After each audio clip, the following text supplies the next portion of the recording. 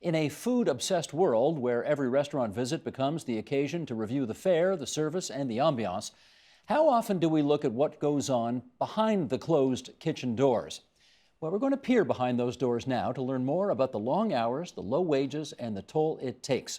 And with that, we welcome back food activist Joshna Maharaj and Jamie Kennedy of Jamie Kennedy Kitchens. Good to see you two again. Nice to be here. I'm going to start by quoting a guy you two know very well, Corey Mintz, who writes, in this case, for the Globe and Mail, and he says the following about what we're going to talk about tonight. Embedded in the fabric of restaurant culture, as deep as the belief in fresh ingredients and sharp knives, is the idea that asking for fair compensation is greedy or lazy, that misplaced pride in suffering is key to a cycle of exploitation. Cooks are worked as if they are laborers, but paid as if they are artists. Often, Toronto cooks make just over, and sometimes under, minimum wage, currently $11.25 an hour in Ontario.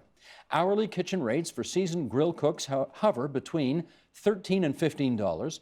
The higher rate reserved for skilled labor with probably at least 5 years' experience at the demanding work over long hours. There is no such thing as industry standards or collective bargaining in a business in which the majority of companies are independent entrepreneurs.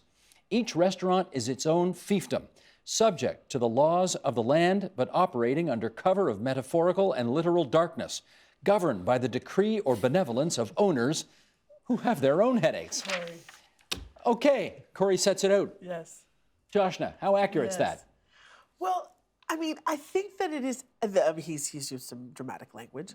And I think that there is accuracy in the sense that the kitchen is not the place to go for a high, nobody is in the kitchen chasing money, right? We all know we are there because our heart and soul and our guts that's where your are passion tells you invested in have to be. cooking. Exactly. There are much smarter ways to make money than to be a chef, right? That is the truth. But I feel the thing that I'm most concerned about with this piece is that it's just a slice of the discussion, right? Because I fear unfairly vilifies restaurant owners. The suggestion here, Right? Jamie, is that there's some serious exploitation going on here. Right. Do you think that's accurate? I hesitate, as I think Joshna was hesitating to, fall on side wholesale with what Corey is saying. He's taking some poetic license in his writing, absolutely, creating a bit of sensation. I think the important thing is it's a system that's flawed. There's definitely, cooks aren't coming out of cooking school and earning 90 grand in their first job, like perhaps lawyers do when they first get into the industry. So let's just compare on the scale of things, who's earning what. You get drawn into cooking for different reasons. I tell kids who are considering cooking, first of all, I can tell within 5 or 10 minutes in the workplace if somebody really should be a cook or not. Right. But second to that, you have to love it. You have to feel this connection other than the paycheck with the work that you're doing. You can love it, but still want to be compensated appropriately and treated properly, though, can't you?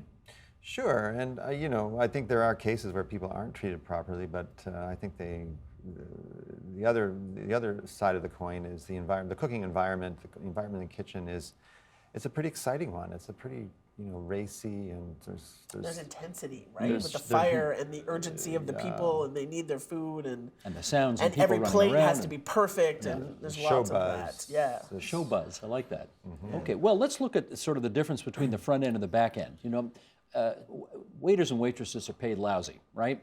But on the other hand, in a good restaurant on a good night, you can maybe make $200 in tips, right? Okay, so there's that. Whereas the people working in the kitchen, who don't necessarily get that direct contact with the clientele, may be working for slave, wages and not getting any tips or anything at all. Is that an imbalance that causes friction in a restaurant? 100%. Yeah. I feel like this is a perennial conflict, front of house, back of house. Yeah. I feel like screenplays can be written about that, right? Yeah. For sure. And there's always, back of house always insists that the tips couldn't be garnered, without that beautiful food. Front of house says that it's their style and their service that has garnered, has risen and received that tip, and nobody knows who lands where. Right? Because for sure the plate of food is there, but the way the plate of food arrives at the table and what the table experience is like also counts for so much.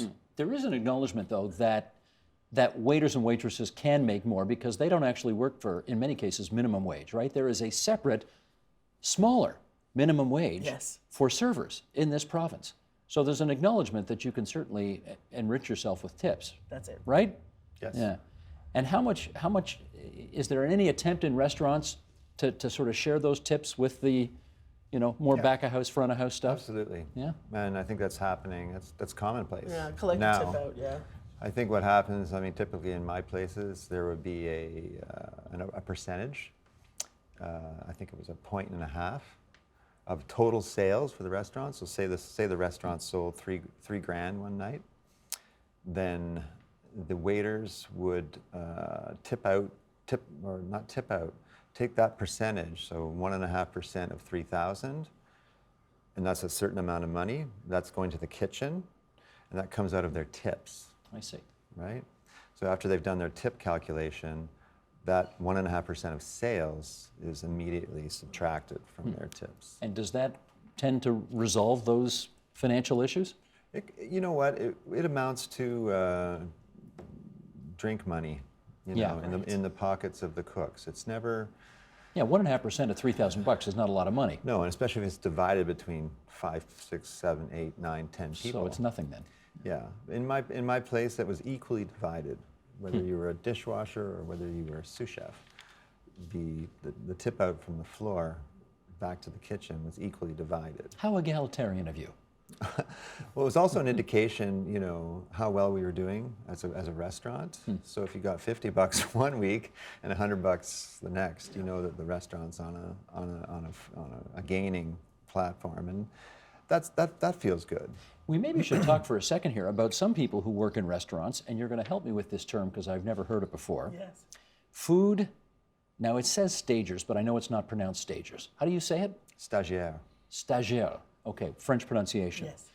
And in other words, people who bring the food out en stage, is that how you say it or what? No, it's an experience. It's a volunteer Yeah. experience that you have in a restaurant. they work of for nothing. repute. Yep. Oh, yes. Why would you work in a restaurant for nothing? For the chance to work with that chef in that space, right? That is really what a badge of honor for a cook is, but the kitchens they've worked in. I see. Right? That's what's most important when you go to another chef to say that you want to work. They need to know what your reputation is. They need to know who trained you and who you worked under. And what kind of work are you doing if you're Exactly. a stagiaire? You are doing all sorts of things, perhaps less glamorous The things. Joe jobs in the... Yep. Okay.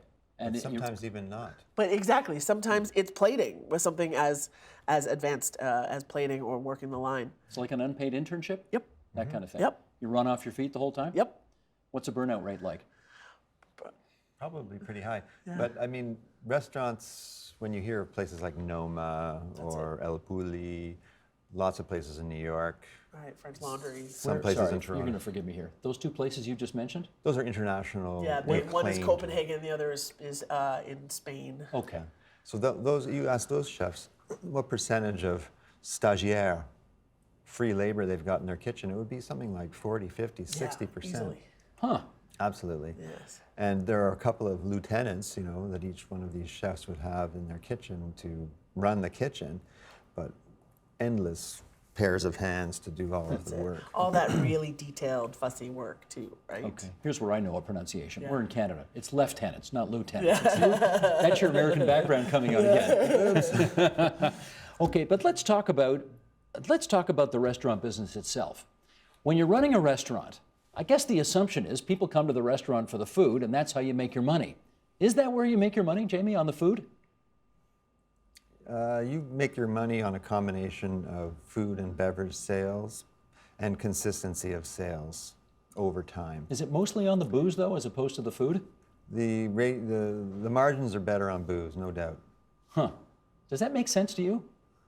Yes. Well, I think it's a system that's evolved over time. It has to do with people's, what their perception of value, I suppose, is in a restaurant. Totally. Like they don't mind paying $14 for a martini that costs like $2 Yeah. or $3 for some reason. That's true. Let's not even go into that right now. Yeah. And then, but for food, people's also their perception of food is food should be reasonable you know? Yes. So the real cost of food often doesn't come into it, and so we take a hit, but things kind of balance out when you do the combination food and beverage sale. How does that make any sense at all? We don't mind paying $14 for a martini, but we're going to blanch at paying, the real Yeah, cost of well, whatever a steak is? And this is actually the piece of this that I think is most important to understand. One is that food costs, right? Especially food that is well grown. Both Jamie and I share some pretty solid politics and philosophies about the way food should be grown and produced. But it's also I don't think that the average person really understands how narrow the margins are in food service, right? And that once you pay your cooks, once you pay for the ingredients, and then you pay for the overhead to keep the lights on, there's really not much money left. And so if we were to start thinking about a world where cooks get paid fair wages and benefits and all of that, we have to start involving the public in that discussion. And people have to consider how far down the road they want to go in paying more for their meal. I heard somewhere, you maybe help me with this, that half of all new restaurants are out of business after, within a year. Is that right? Let's say that's true. that I sounds mean, about I don't know right. exactly what the Sounds about right, statistics doesn't are, But restaurants open and close constantly. Tough way to make a living. Very tough. So even when the economy is doing okay, the economics of running a restaurant are still supremely challenging, eh? Yes. I think so. Yeah? How do you I think so. How do you pad your bank account? Well, you don't really. Yeah. You can't. But how do you define success in the restaurant business? Often is, you bring your game, you bring talent, you bring passion, you bring all of the right ingredients to a restaurant enterprise. You're not necessarily going to be an instant winner.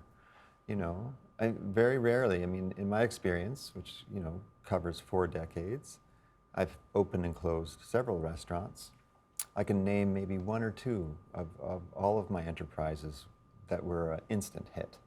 Most of the time, a restaurant is something that takes 5 years to build. Right. I'm going to use that term 5 years because that's closest, on average, of all the places I've ever been involved with and anyone that I've ever spoken with, any of my colleagues, they all say the same thing, really.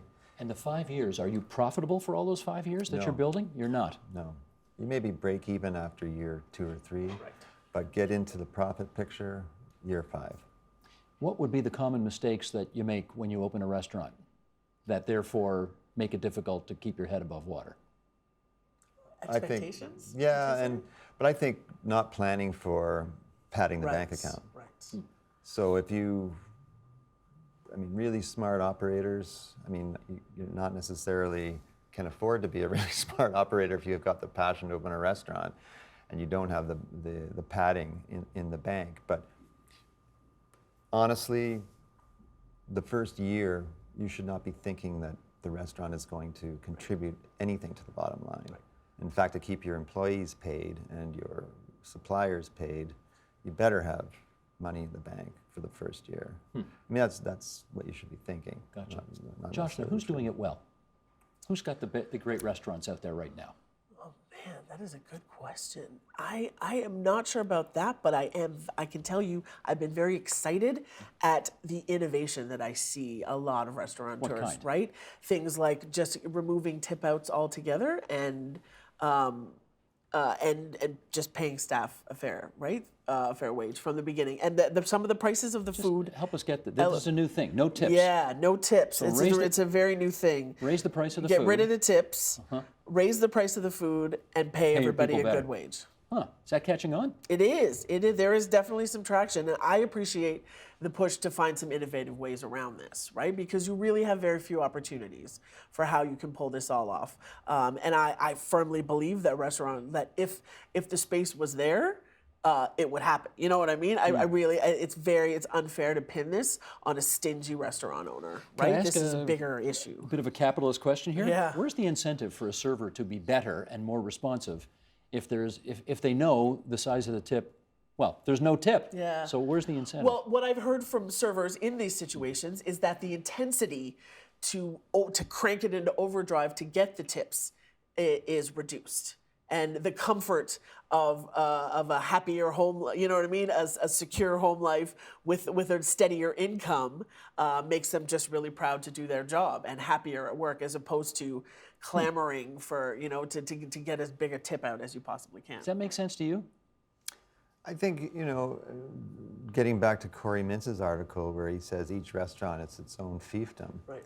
That is the case very much. So no server going into a situation where the policy of the house is not to tip would be entering into that without consent. So they've already gotten it into their heads that this is the way it's going to be. So either you sign up or you don't. No, fair enough. But the relationship between the server and the customer presumably is predicated somewhat on, I'm going to tip you better if you serve me better. But if you take the tip out of the equation entirely, where's the incentive for the server to be as responsive as possible to the client? That's a good question, Steve. I think it's about it's about job security at that point. Right. So if the owner senses that someone is not doing their job, let's call it that, because there's no tip incentive, they're just simply not doing their job, then maybe they're not going to last. Let me bring something a little, and millennials, forgive me, but I'm sorry, we're coming after you again here, just on the issue of this. People of a certain generation were used to being treated like crap in their first jobs because that was the price you paid in order to get your foot in the door. Yeah. And you worked long hours and you worked lousy hours and you had no expectation of being treated well, and you sucked it up because that's just what you did to get your career started. Now, the knock on millennials is they're not prepared to do that. Is some of what we're talking about today wrapped up in that, Joshua? What do you think? It very well might be. We hear a lot of talk about how the young cooks that are coming into kitchens aren't necessarily as willing to do things like peel that 20-pound bag of potatoes or deal with shell all that garlic. We hear a lot of that. I hesitate to make generalizations, but at the same time, all arrows seem to be pointing in a certain direction that we can't ignore, right? And we're in a situation now where this is really being brought to attention. The whole notion of internships has really sort of got a spotlight shone on it. And it seems to me because our younger crop of folks are not prepared to start off their working life the same way. Yeah, I don't want to tar, obviously, an entire generation with one brush. There's some different ideas about what is appropriate. But you hear that they are more interested in sort of a saner life than perhaps we were a generation or two ago. And maybe kudos to them. And maybe good for them for thinking about a work-life balance way earlier than I ever did. Right? It was only when my work life burned through me that I realized that I had to make some change and come with some new ideas in order to keep going. So maybe good for them for realizing it sooner. What's your view on whether you see this upcoming generation being prepared to pay the price? I come back to passion, how individuals, regardless of what generation they come from, bring to the workplace. I mean, I would hire someone who is passionate and enthusiastic for the work at hand, almost before experience in many cases. My kitchen was set up as an incubator, really. I believed in an apprenticeship model, and for me the apprenticeship was a 3-year term. I was paid. I wasn't paid well, but there were stages of increases during the 3 years that reflected more time spent, experience, et cetera. And that was a program that I brought into my own establishments when I worked. So there was the expectation that young kids coming in, and there were several people that were, there for me. I mean, I had a great reputation in the city. I suppose I attracted new talent coming in, and maybe I was fortunate in that regard. But the expectation was, give me 3 years. I'll teach you every subset of the trade of cook. And then I want you to leave to make room for the next people coming in to learn. And that was the handshake. That was the deal. Did that work? It did. It worked very well. And the other expectation I had was that after the 3 years, that those apprenticeship cook candidates would write their Red Seal, which is a certification in our trade. And I would write them a resume, assuming that they did well, give them they would write a resume, I would give them a reference, and then See ya. Off they Now, go. Jamie was not going to say this, he's being modest, but a lot of some of the strongest cooking talent we have in the city has come out of some of his kitchens, right? Some folks have left his kitchens and started their own and have done tremendously well. And so there is, I think there's a lot of merit to this notion of this longer investment, right? Just like the 5 years to get started. You want to walk in the door and work for me, you got to think about investing 3 years in being here. You know? Make her your agent. She's pretty good. She's pretty was good. Joshna, Jamie, a good start to 2016 for you both, and thanks so much, everybody, for being here again tonight. My pleasure. Your second trip, Thanks, actually, here in January. thanks. Second time round. Help TVO create a better world through the power of learning. Visit supporttvo.org and make a tax-deductible donation today.